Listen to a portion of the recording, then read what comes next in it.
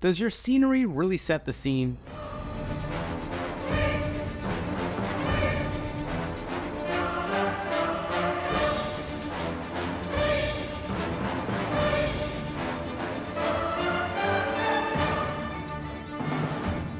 Hey, it's Chase from On the Table Gaming, and in this video, we're going to be looking at the Occupied Forest, a pre-painted half-table terrain bundle that was sent to us from the talented folks over at Legion Terrain.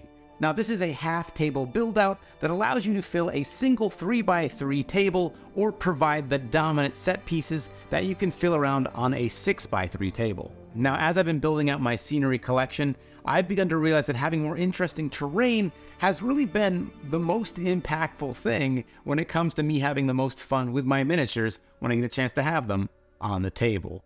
So with that in mind, we're going to be going through this large bundle that includes an Imperial Command Center with fencing, an Imperial Deflector shield disc, forest trees with walkways, ladders, as well as some smaller hills and tree stumps. Now, while you can purchase this set unpainted and as individual pieces, we're going to be looking at the hand-painted set that's ready to be used right out of the box when you buy this half-table bundle.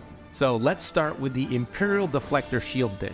Now, this is the most visually impressive scenery piece in the set. Now, the large disc provides thematic punch to your table, and this makes a great dominant centerpiece. Now, while it visually draws your eye on the board, it has a modest footprint and leaves plenty of room for vehicles and troops to move around it. Despite it being a rather large piece, there's plenty of detail, but nothing that would make it clash with your table if you've gone for a specific theme like desert or urban or forest setting. So there's a lot of reusability with this piece. It can be moved from table to table if you've got multiple setup options. Now, looking at it, you've got the large dish and what appears to be a smaller base. So you might have concerns over whether or not this terrain can be easily knocked over. It's very stable, and that's not an issue at all. Now, the deflector shield dish easily assembles and breaks down for storage, so the dish slides up and out, and the center antenna pops out. So if you want to store or transport it, you can do it easily. It looks really good among the other Imperial Terrain Imperial buildings, but it doesn't provide a lot of interactive elements in that there's not a lot of room to perch minis. A little spot here on the back, but other than that, it's going to be a big kind of centerpiece that takes up space and keeps things from, getting in the way. But when it comes to like climbability or scalability or putting miniatures on it, that's where the forest trees and the walkways come in. Now, the trees are wonderfully detailed with moss and little mushrooms growing off the sides, and they are stackable, meaning that you can mix and match components if you want to further expand your collection. And there is a stump that provides some nice cover for infantry and helps provide some variety while still helping you tell a story with your scenery pieces. It's not hard to imagine that there were trees that were cleared out to make room for an Imperial base, and I love these little details here that pull it all together and, it helps you tell a narrative. As the tree pieces are modular, I'm actually ordering a few more of the tree elements to have further options because I'm really a big fan of how this set works out. Now, you can fit an E-Web or an ATRT-sized miniature in the top of the trees here in that space. So, you want to have supports for these platforms so you can connect your walkways, but you still want people to be able to use these trees, just by themselves without the walkways. So, how do you do that without having these giant supports on there to hold the walkways in place?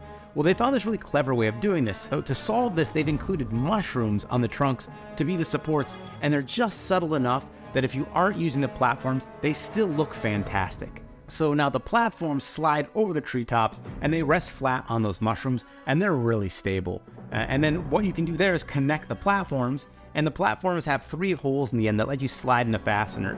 Now, initially, I put a fastener in each one of those holes because I was worried that maybe they wouldn't be stable enough.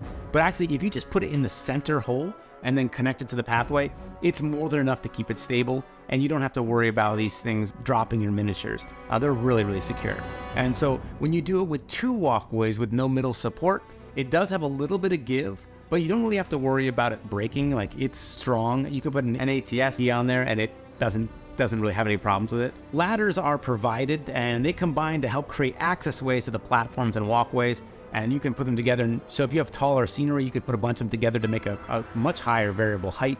And there's also some hills that are included in this set, which if you're starting out from scratch is particularly nice to flesh out your collection with. But for a lot of you, if you're kind of a more traditional wargamer, they are, I think, definitely maybe above adequate, but they're not the most glamorous thing. You might want to consider throwing some flock on there or spicing up a little bit just to improve your table. Now, I do like how sturdy they are, and it's something that I would feel comfortable traveling with if I wanted to pack my table up, or if I was a TO who had to run events at a different location. And that really goes for all of the scenery, really. They're all sturdy, and it makes it not only good for having in your personal collection at home, but it would do well in a store environment where it's going to get a lot of wear and tear. Finally, there's the Imperial Command Base. Now, it has a little fence that you can put around the outside, and you can assemble it into smaller or larger groupings. I like to have it in 2 pieces so that I can have like multiple sides of the bunker have essentially barricade-style cover, but barricades that look like they fit thematically in the setting. And, it's not the tallest structure, so it's going to block line of sight for troopers, but it's still going to let ATSTs and taller vehicles be able to see over and assert their dominance.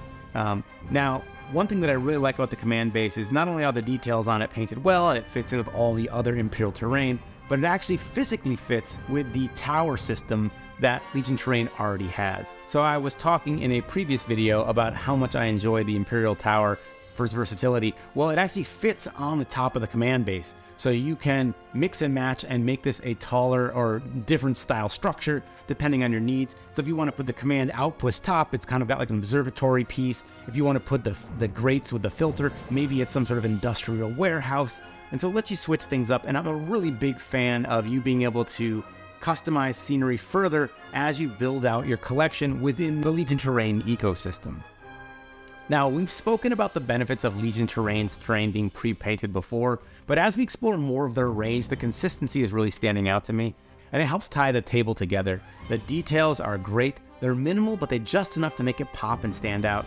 And I'm finding that when I'm playing with my miniatures, some which I've spent more time painting and some which are a little bit more rushed, having the nice scenery just makes everything pop more so than me having elaborately painted miniatures on a really drab table.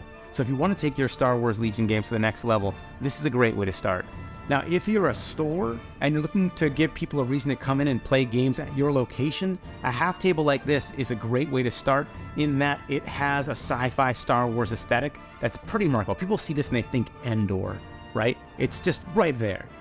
You have your other scenery used for fantasy games, whatever. You can mix this half table in and you can have a full table really easily, but it still looks more Star Wars, right? But what I might suggest is that you get a set like this and you also pick up the Crash TIE Fighter or the Rebel X-Wing here as a good additional purchase to add to this set to really give it that like enhanced Star Wars feel. We're happy to answer any questions you might have about the Occupied Forest half table bundle in the comments below. And in the meantime, we'll get your miniatures on the table.